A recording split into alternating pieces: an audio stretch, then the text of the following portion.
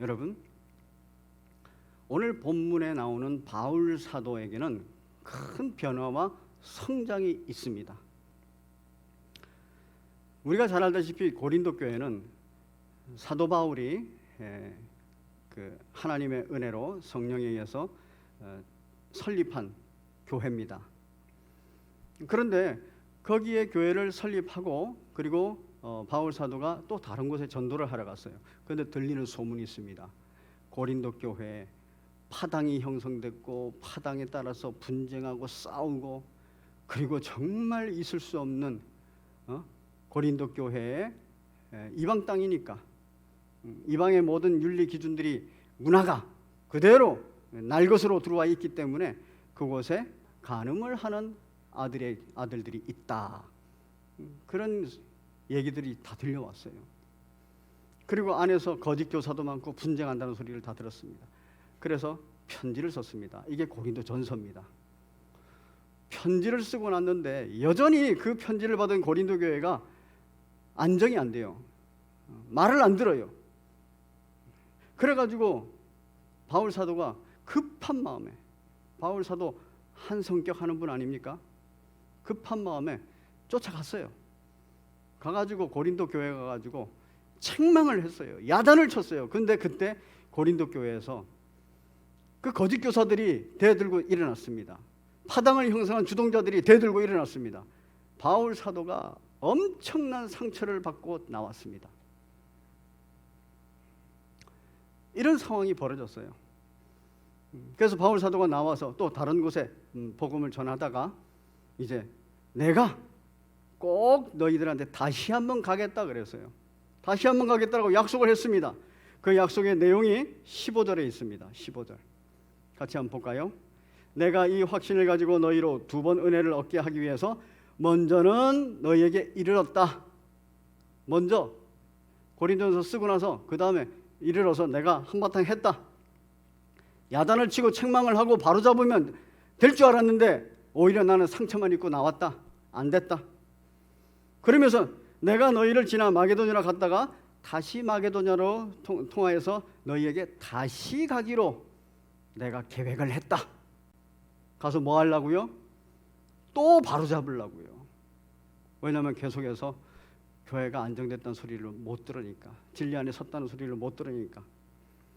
그렇게 계획할 때에 17절에 보면 이렇게 계획할 때에 내가 어떻게 경솔하게 했겠느냐? 하나님 앞에서 했다는 얘기예요. 그런데 갑자기 안 가겠다 그런 거예요. 못 간다. 그렇게 약속을 취소했습니다. 그 내용이 23절에 있습니다. 내가 내 목숨을 걸고 하나님을 불러 증언하시게 하노니 내가 다시 고린도에 가지 아니했다는 거예요. 그렇게 고린도 교회에 가야 되는데, 두 번째 약속은 하고 가야 되는데 안 갔다는 거예요. 그리고 지금 고린도 후서 편지를 쓰고 있다는 얘기입니다. 그 다음에 약속해놨다가 갑자기 안 가겠다 그러고 이러면은 그 신실성이 깨지지 않습니까? 그런데 바울 사도는 그렇지 않고 있어요. 내가 신실하기 때문에, 내가 하나님 앞에서 신실하기 때문에 계획을 변경했다. 우리 사람들 사이에는 이런 게 있습니다. 교만한 사람들 중에는 내가 이 말을 했기 때문에 이 말은 무조건 내가 밀고 나간다. 이런 사람들이 있어요. 좋은 거면은 좋은 결과 가져옵니다. 그런데 변경해야 되는데 그렇지 않은 그런 경우는 옹고집이라고 그러죠. 그리고 나쁜 결과를 가져옵니다.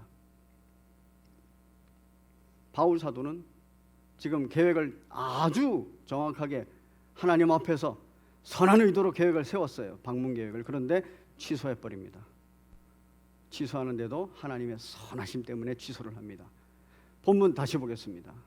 왜 취소를 하느냐? 내가 목숨을 걸고 하나님을 불러 증언하게 하시게 하노니 내가 다시 고린도에 가지 아니한 것은 너희를 아끼려 함이라. 이거를 깨달았다는 거예요. 내가 가서 책망하고 야단하고 바로잡는 것이 고린도 교회 교우들을 아끼는 것이 아니라는 것을 알았다는 겁니다. 우리가 너희 믿음을 주관하려고 하는 것 이거 자기가 착각했다는 거예요.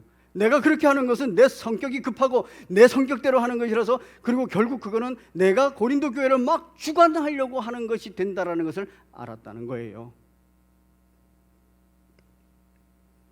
오직 너희 기쁨을 돕는 자가 되겠구나 이러면서 내가 안 갔다는 얘기입니다. 왜요? 이미 너희가 믿음 위에 서 있다는 것을 내가 알기 때문이라는 거예요. 여러분, 믿음 위에 서 있으면 그 믿음을 통해서 누가 일을 하실까요? 미쁘신 하나님이 일을 하세요. 전지전능하신 하나님이 일을 하세요. 신실하신 하나님이 일을 하세요. 그 고린도 교회 교우들의 아버지이신 하나님이 일을 하세요. 이 사실을 바울이 믿게 됐다는 거예요. 내가 설치면 오히려 문제가 생긴다는 걸 알게 된 겁니다. 두 번째는 뭡니까? 내가 설치는 것이 이게 내가 그들을 막 주관하는 것이 됐구나. 오히려 그들에게 생각할 수 있는 기회, 반성할 수 있는 기회, 변화할 수 있는 기회, 성장할 수 있는 기회, 이 믿음의 기회를 내가 뺏는 거였구나 생각했기 때문에 안 가기로 한 겁니다. 그건 고린도 교회 교우들이 믿음이 있다는 것도 알기 때문이고, 그 믿음으로 하나님께서 역사하신다는 것도 알기 때문입니다. 여러분, 이게 바울 사도의 변화와 성장입니다. 여러분 자녀를 양육하실 때 어떻습니까? 자녀들이 부모 수준만큼 부모의 마음에 쏙 들게 변화하고 성장하는 자녀들은 극히 드물 겁니다. 그거를 그래 잘 성장하고 잘 변화하고 있어 이렇게 생각해 주는 부모는 참 훌륭한 부모예요. 그런데 만족스럽지 못해요. 특히 어릴 때는 더 그렇지요. 사춘기를 보낼 때는 더 그렇습니다. 그러면 실수하면 바로 가가지고 불러다가 야단치고 바로 해라 이러면 바로 하는가요? 두려워서 할 수도 있겠죠. 아내가 남편에게, 남편이 아내에게 다 그렇게 할 수 있습니다. 그런데 지금 바울 사도가 깨달은 것은 그렇게 하는 것이 내가 그를 주관하려고 하는 그러한 교만이었구나를 알게 됐다는 거예요. 나는 그를 돕는 자인데 내가 그를 주관하려 했구나. 남편도 아내도 자식도 내 주변의 사람들도 주관하려고 했구나. 그들이 믿음이 있다면, 그들이 그리스도 안에 있다면, 그들이 하나님을 믿고 있다면 하나님이 일하신다는 것을 아는 거예요. 그래서 기도하는 겁니다. 그래서 편지하는 거예요. 읽고 생각할 수 있도록. 목회를 하다 보면 그런 경우도 있습니다. 아주 다급한 일을 만날 때가 있어요. 저래서는 안 되는데 이럴 때가 있어요. 당장에 불러다가 얘기를 해주고 싶습니다. 이전에는 참 많이 그렇게 했습니다. 그가 말을 받아들일 준비가 안 됐는데 불러다가 야단을 쳐요. 그렇게 하면 안 된다고. 전혀 받아들이지 않습니다. 오히려 그가 상처를 입고 나도 상처를 입고 더 관계가 멀어져 버립니다. 그런데 느끼는 거 있어요.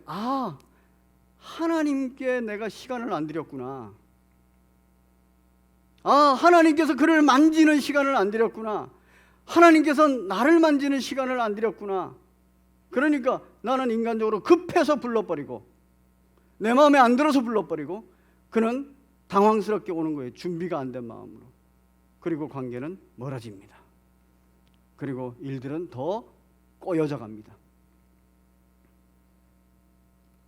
여러분, 오늘 본문에서 말하는 긍정은요, 이렇게 하나님을, 미쁘신 하나님을 믿고 받아들이는 거고, 그 하나님의 약속을 믿고 받아들이고, 그래서 미쁘신 하나님을 믿고 그 약속을 믿는 그 사람을 받아들이고, 그 사람에게 역사하는 하나님을 받아들이는 거예요.